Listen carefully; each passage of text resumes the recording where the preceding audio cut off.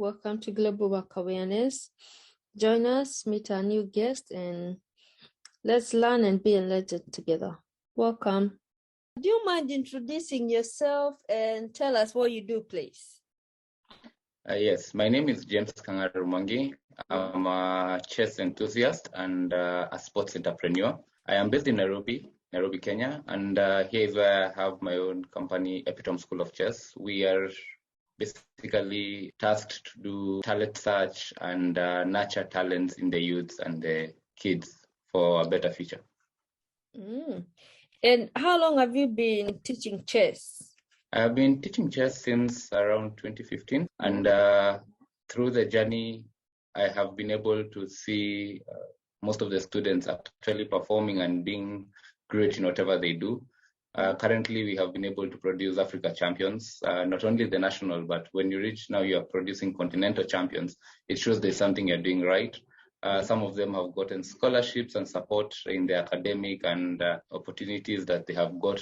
They have done a number of activities in their lives. And yes, I've also gotten a number of awards. So it has been a great journey. Congrats. And what made you decide to teach chess? I have always had an interest to do the board games. However, I did not get the opportunity to actually go competitive. So I knew how to play chess to some basic level. I knew how to play Scrabble to some basic level, but it wasn't in the school calendar, school sports.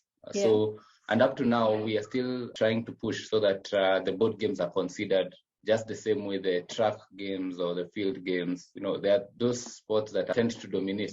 So they're more, they're considered more of sports than others.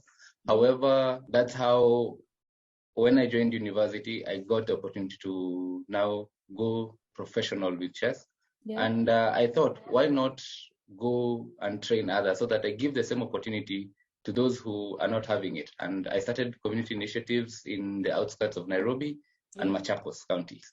And those community initiatives are the ones that now grew, and we have been able to go national with the whole program.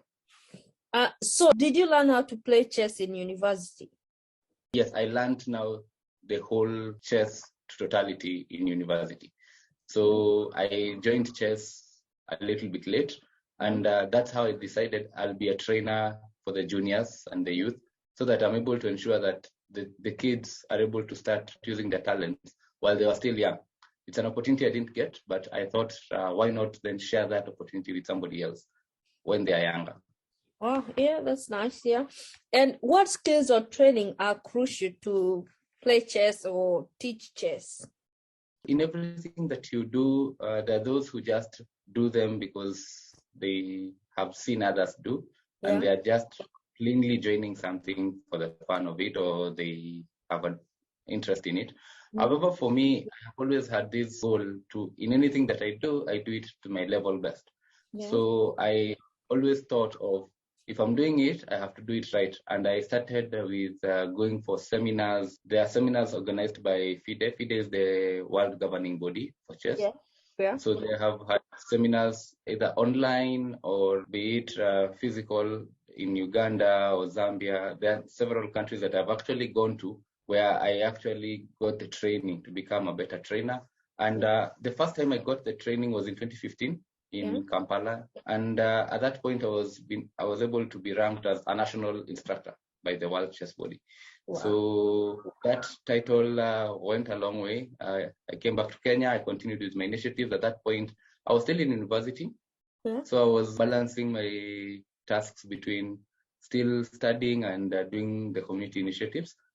And it was a blessing because the students who I was training, I had 2 of them become national champions out of the 12 junior champions we have. Wow. And the journey started from there.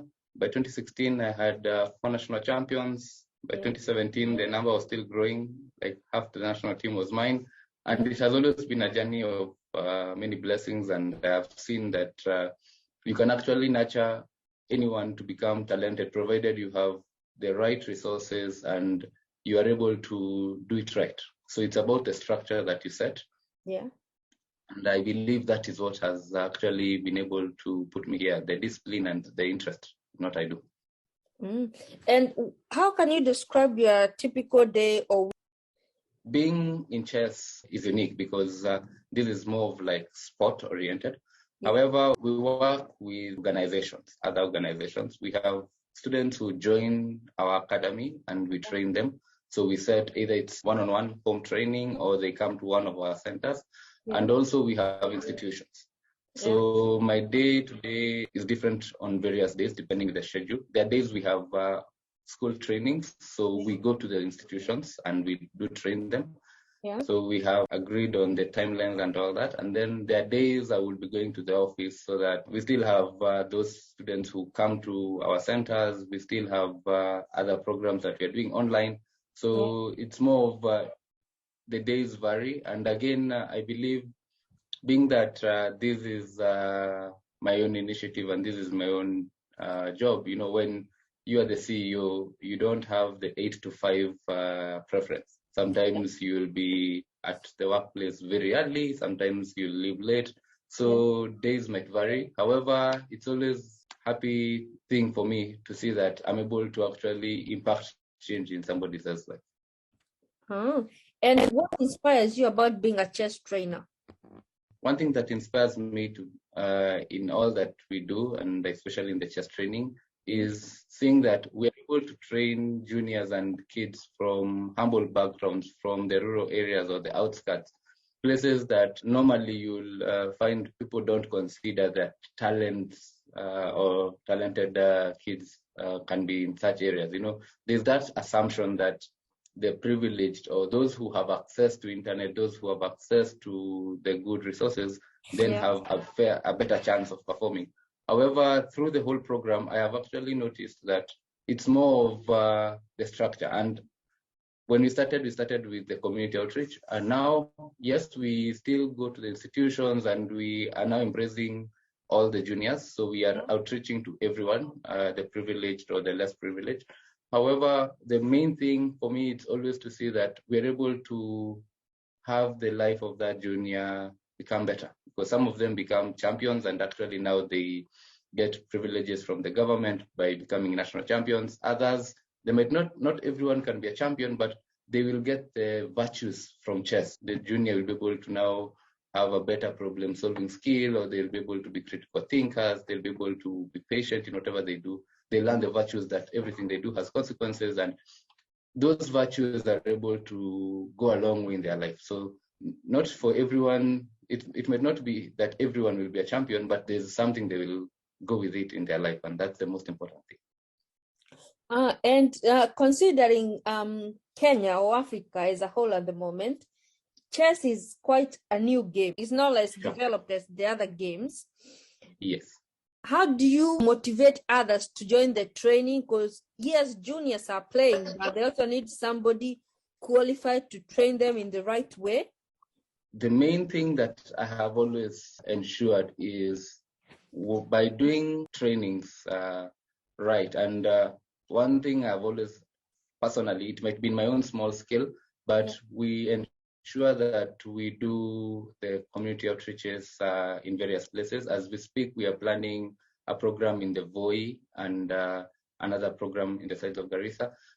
We have been able to do in the metropolitan, Nairobi, Thika, Kiambu, and the urban and peri-urban areas.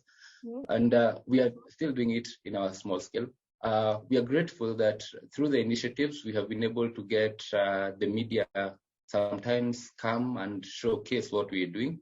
And, you know, it's always about having the same common goal. So when our initiatives, when our programs are aired and shown to others, there's somebody else who might have got the interest, but now they'll have a purpose of joining.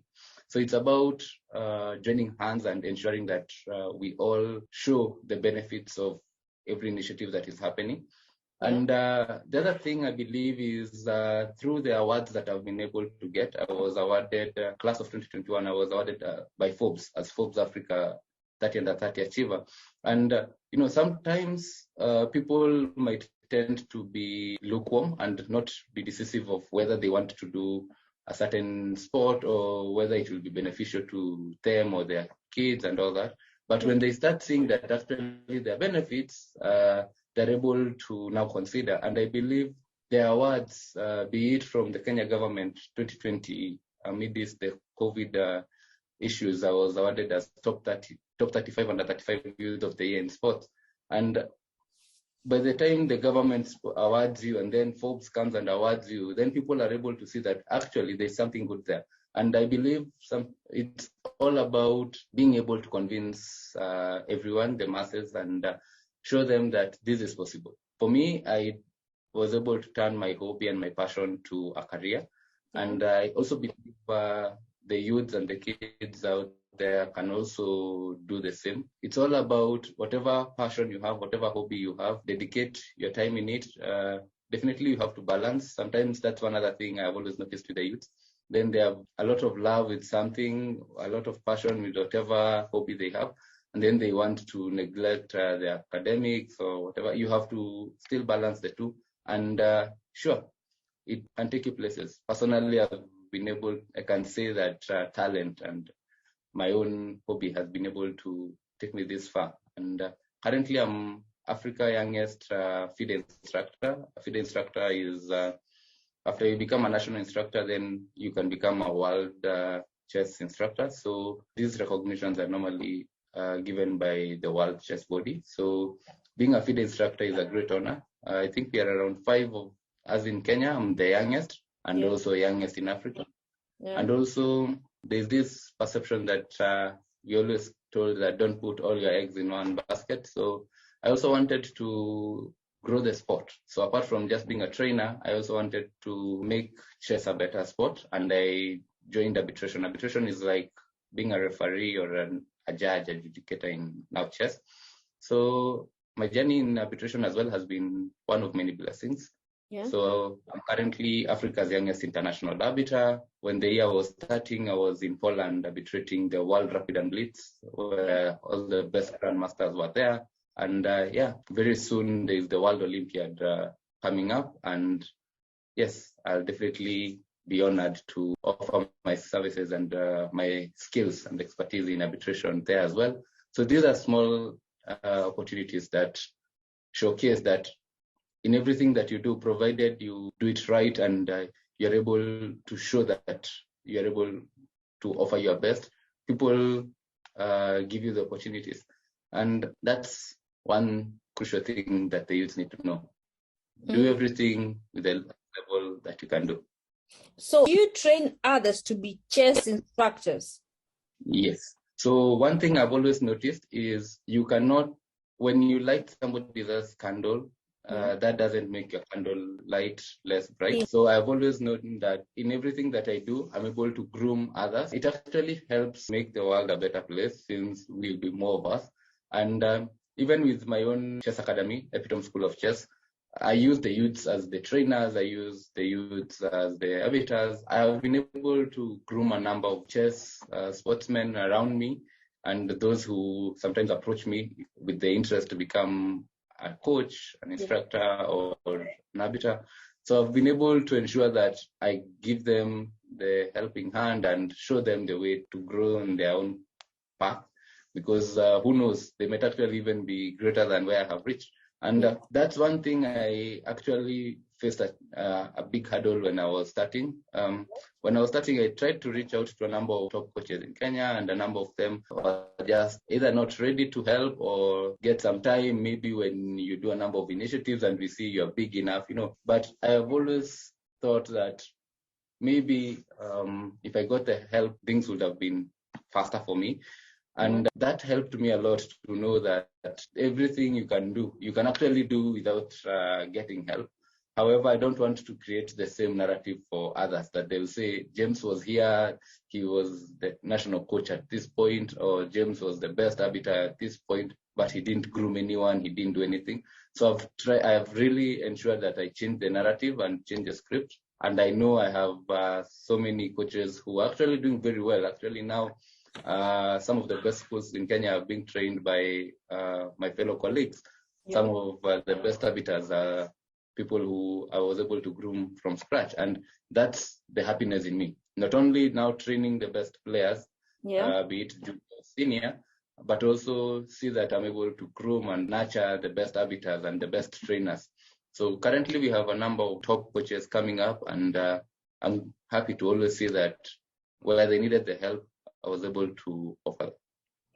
And what impact do you think chess has on the society? There's this perception that chess is for the smart, but personally, I have seen it with the students, my own students, that chess makes them smart. So it actually goes the other way around. And the most important thing that everyone needs to understand is chess being a mind game. It helps you learn the virtues of your problem-solving skills. You'll be able to be a critical thinker, thinking inside and outside the box, depending with whatever situation you have in. The patience, because depending with what level of skill you have, we have the clock and the time controls. So you're able to work under pressure, and you're able to think on a long time control. One thing I always know, and in life, this is something I've noticed, if you gave somebody 2 hours to write a letter, and you give the same person 20 minutes to write a letter, that letter will be written. But the person with a lot of time might then waste a lot of time thinking they have ample of time. And while given 20 minutes, they will still do it. So what chess trains is that you're able to balance, and you have the opening, you have the middle game, you have the end game, and everything is important. You critically know how to do and balance your own activities. So chess is like life, and especially when kids are growing and even the youths in their youthful years, it's a good sport that not only gives them the fun to enjoy a sport, but also shapes them to be able to become better in how they think, their thought process. Being a mind game, I highly recommend that, because anyone can play. I think the only thing when everyone joins chess is come to play it for fun, come to play to become better. Because when you compete versus yourself, that yesterday there was something you couldn't do and now you are able to do it, you are better. And that's the most beneficial thing. Sometimes in life, yes, life is competitive, and everyone wants to join the biggest companies, everyone wants to join the biggest corporate or become the best in whatever field they are in, be it a doctor, engineer, economist. There are different spheres, different facets of life. However, when you compare yourself in everything, comparison is good, it's wonderful, but sometimes compare your skills to yourself, so that at this point I couldn't do this, at this point you can do it. Generally, chess is able to give you such, because if you do a blunder in a game, you lose the game. You start noticing what you did wrong. In the next game, you're able to pick yourself up, dust yourself, and play another game. You become better, you win the game, you might draw, but it's always a growing process, and same to life. So chess is a game that I can say somehow it's a mirror of life, and it's able to show you how similar challenges and other factors might be around. But and who knows, you might be the next continental champion or the next world champion. And I have seen many people do great things, either in chess or even in other things. And there's always the first thing that comes into their word, and it's about having the passion and having the dedication towards it. So it's the same thing, even in chess. So long as you have the passion, so long as you have the interest to go about it, you're able to go far. You're able to actually become a champion. And when you started, are there expectations that you had then that you found they're totally different from the reality of it? Yes. One thing I've noticed with chess and even in life, everything that you do takes time. And sometimes people will check at where you are, and they see you are now the national coach for the juniors team. You have been able to be awarded by the government or with FORBES and whatever, and they want to join chess today, and within the next 6 months or a year, they want to actually get the same accomplishment.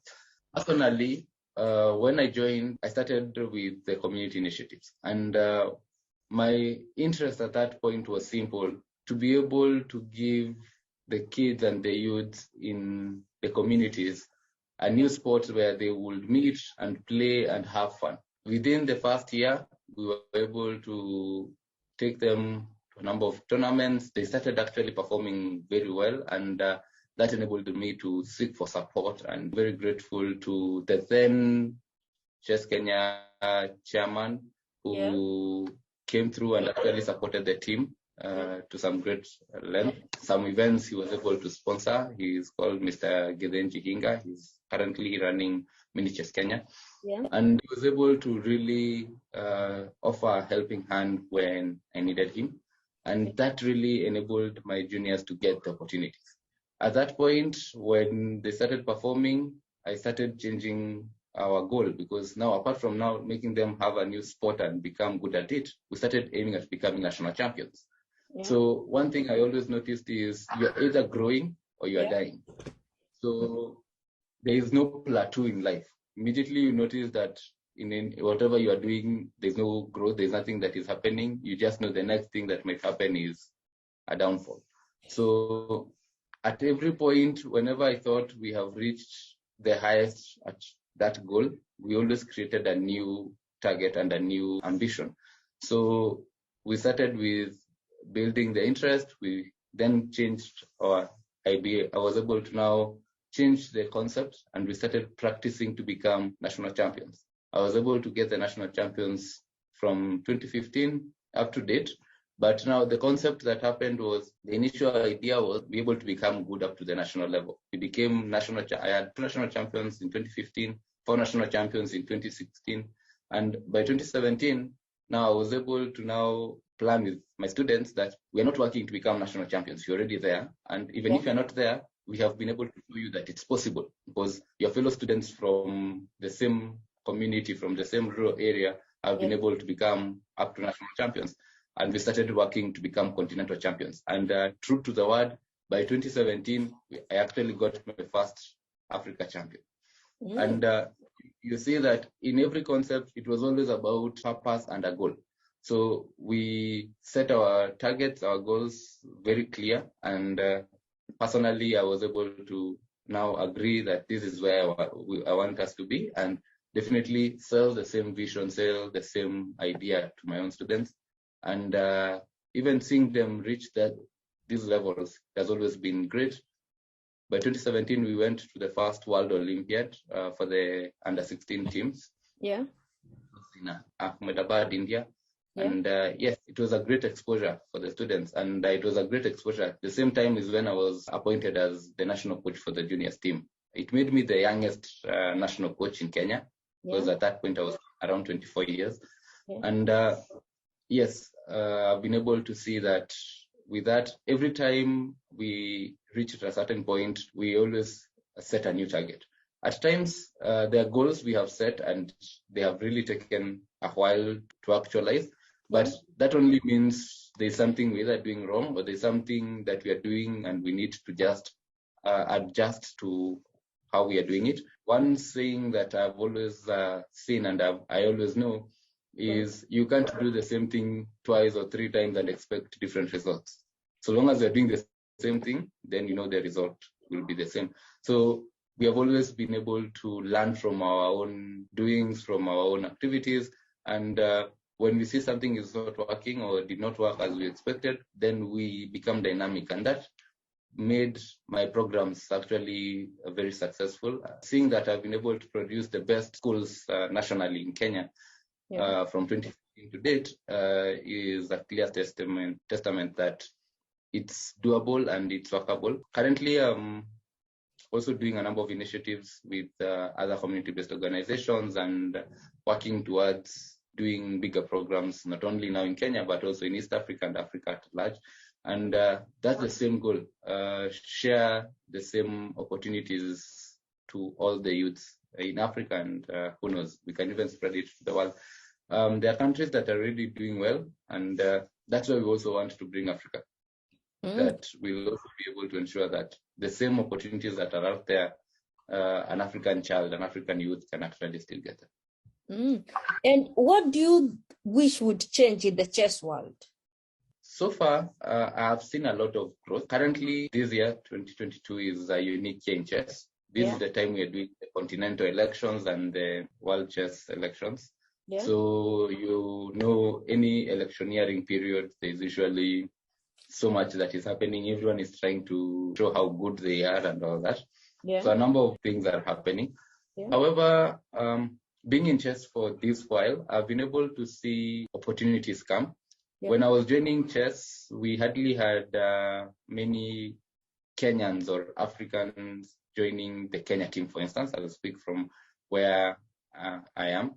And when I started the program, I wanted to ensure that we are able to have more Kenyans, more dark-skinned kids actually being good enough to play for the Kenyan team.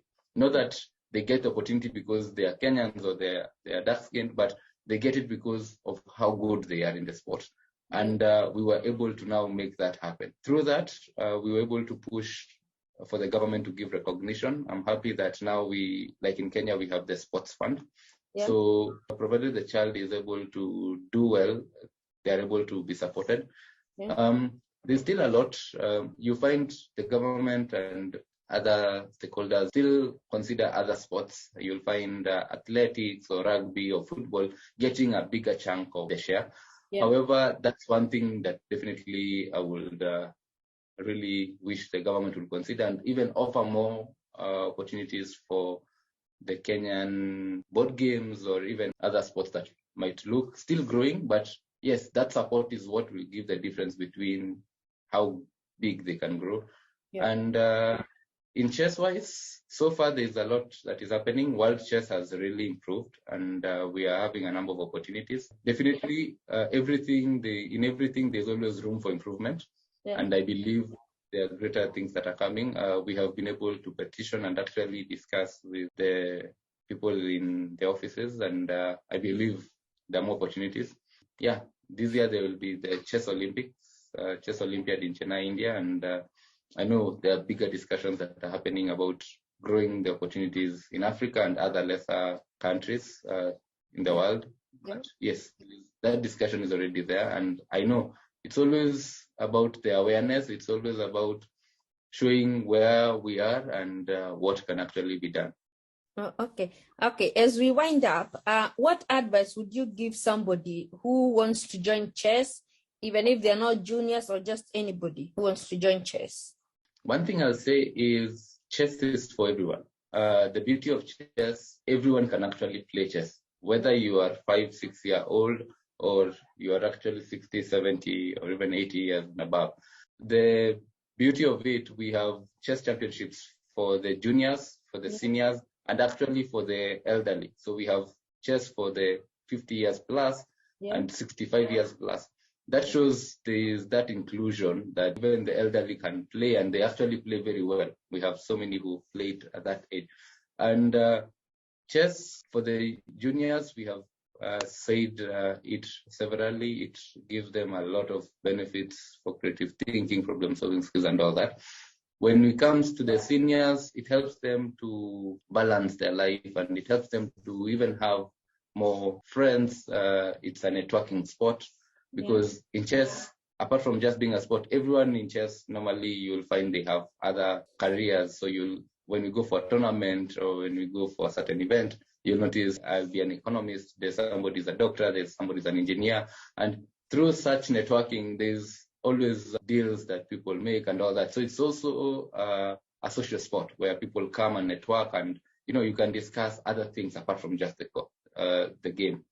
And when we come to the elderly, I can say it's able to ensure that they are active, and research has been done. It helps the juniors a lot and it helps the seniors a lot. Yeah. Because maintaining their memory and ensuring that they are active, chess is one sport that has been done a lot of research and shows that it helps generally everyone.